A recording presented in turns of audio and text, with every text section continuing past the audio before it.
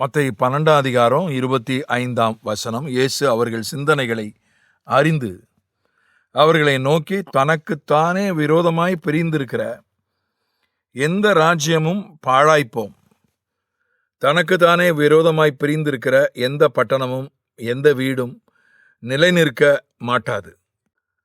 தனக்கு தானே விரோதமாய் பிரிந்திருக்கிற எந்த பட்டணமும் எந்த வீடும் நிலை நிற்க மாட்டாது.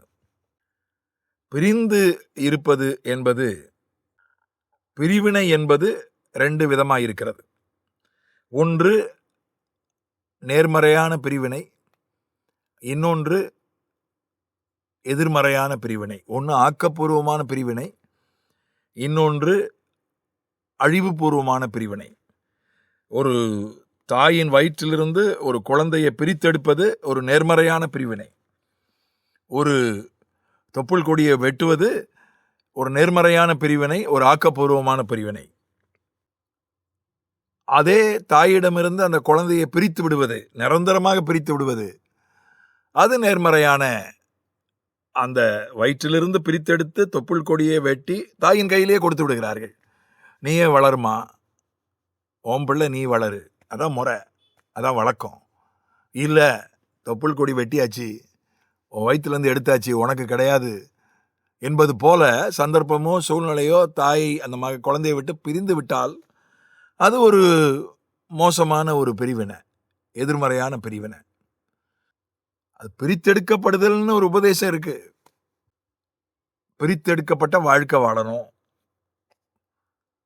அதான் ஆண்டவர் தகப்பனுக்கும் மகனுக்கும் பிரிவினை உண்டாக்குவேன், மாமிக்கும் மருமகளுக்கும் பிரிவினை உண்டாக்குவேன் அப்படின்னு சொன்னது அதுதான். அது பிரித்தெடுக்கப்பட்ட உபதேசம்.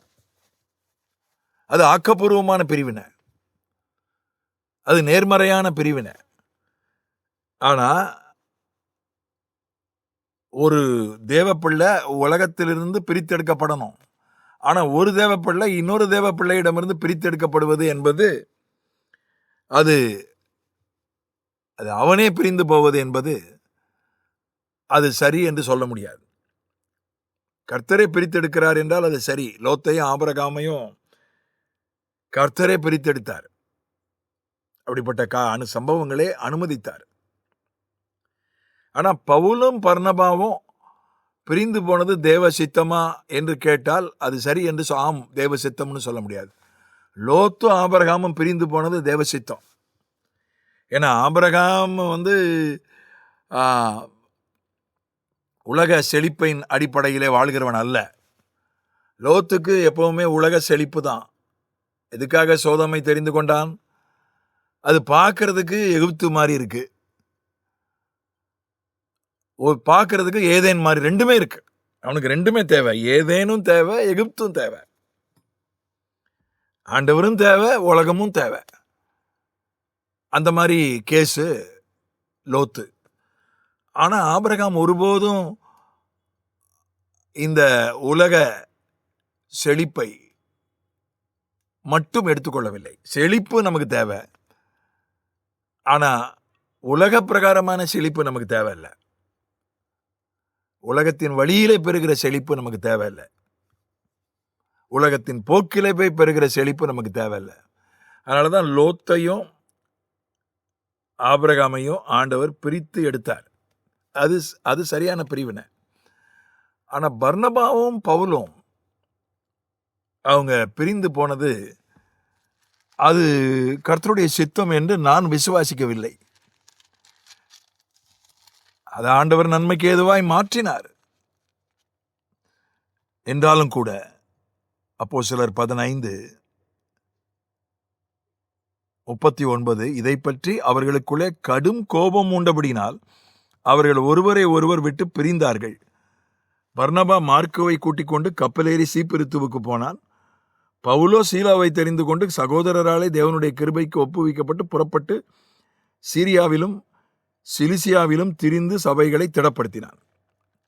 அது நன்மைக்கு எதுவா மாறிச்சு. மார்க்கு அவன் கூட்டிட்டு போனா. பிற்காலத்தில் மார்க்கு போய் பேதர்கிட்ட சேர்ந்தான். பேதுருவினுடைய வழியாக தகவல்களை கேட்டு மார்க்குவினுடைய சுவிசேஷத்தை எழுதினான். அது நன்மைக்கு எதுவாக நடந்தது. ஆனாலும் கூட பவுலும் பர்னபாவும் ஒன்றாய் இருந்திருந்தால் இன்னும் பெரிய காரியங்கள் நடந்திருக்கும் என்று நான் விசுவாசிக்கிறேன். இந்த பிரிவினை அது கர்த்தரால் வந்த பிரிவினை என்று நான் நம்பவில்லை. எப்படிப்பட்ட பிரிவினை? அது ஆக்கப்பூர்வமான பிரிவினையா அல்லது மோசமான பிரிவினையா, நேர்மறையான பிரிவினையா, எதிர்மறையான பிரிவினையா என்பதெல்லாம் அது எது எது எது பிரிந்தாலும் சரி, ஊர் பிரிந்தாலும் சரி, குடும்பம் பிரிந்தாலும் சரி, நட்பு பிரிந்தாலும் சரி, ஊழியம் பிரிந்தாலும் சரி, சபை பிரிந்தாலும் சரி, கர்த்தர் அதை அனுமதித்தால் அந்த பிரிவினையை கர்த்தரால் வந்த பிரிவினை என்றால் அது நல்லது, அது ஆசீர்வாதம், அது வளர்ச்சி. ஆனா கர்த்தருடைய சித்தத்துக்கு மாறா நாமே ஒரு பிரிவினையை உண்டாக்கினால் அது அவ்வளவு ஆசீர்வாதமாக இருக்கும் என்று சொல்ல முடியாது. ஆகவே அது எப்படிப்பட்ட பிரிவினை என்பதுதான் கேள்வி. சரியான பிரிவினையை ஏற்போம், தவறான பிரிவினையை தவிர்ப்போம். ஆமென்.